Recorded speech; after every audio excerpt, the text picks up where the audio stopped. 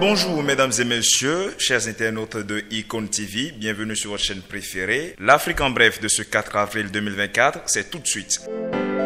Les élections législatives et régionales sont à nouveau repoussées au Togo. Cette décision du gouvernement vise à élucider à travers une deuxième relecture les points d'ombre entourant la nouvelle loi constitutionnelle adoptée avant les prochains scrutins. 25 mars dernier, les députés togolais avaient validé une réforme de la loi fondamentale permettant au Parlement d'élire le président de la République sans débat et pour un mandat unique de 6 ans. Le nouveau texte prévoit aussi la désignation par le même Parlement d'un président du Conseil des ministres qui sera chargé des fonctions régaliennes et dont le mandat doit être de 6 ans. L'inquiétude des contestataires, le silence sur la renouvelabilité de ce mandat. L'opposition craint une manœuvre du pouvoir pour faciliter l'éternisation de Foya Singbe à la tête du pays.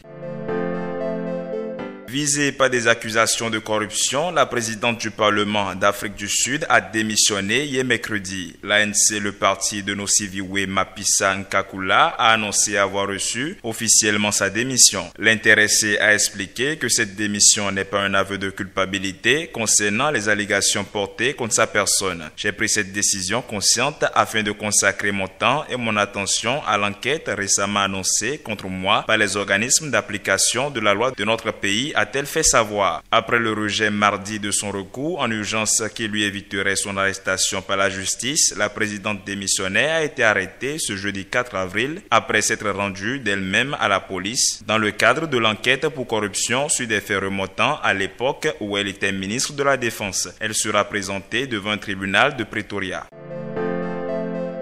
Mogwetsi Masisi menace d'envoyer 20 000 éléphants à l'Allemagne. Un propos issu de l'irritation du chef d'État botswanais face aux critiques de Berlin sur le braconnage pratiqué dans ce pays d'Afrique australe. L'État allemand, pourtant reconnu comme le plus gros importateur de trophées de chasse de l'Union européenne, s'est attiré la foudre du président Masisi qui justifie la chasse au pachyderme par un besoin de réguler la population de ces animaux. Le dirigeant du pays aux 130 000 éléphants s'insurge contre le fait que l'Allemagne impose à ses concitoyens une cohabitation difficile avec ces mammifères de plusieurs tonnes, responsables d'attaques de villages et de dévastation de cultures. Les Allemands doivent vivre avec les animaux comme ils essaient de nous le dicter, a-t-il déclaré au quotidien allemand Bild dans un article mis en ligne mardi dernier. Ce n'est pas une blague, nous aimerions faire ce cadeau à l'Allemagne, a-t-il martelé, avant de préciser qu'il n'accepterait pas de refus.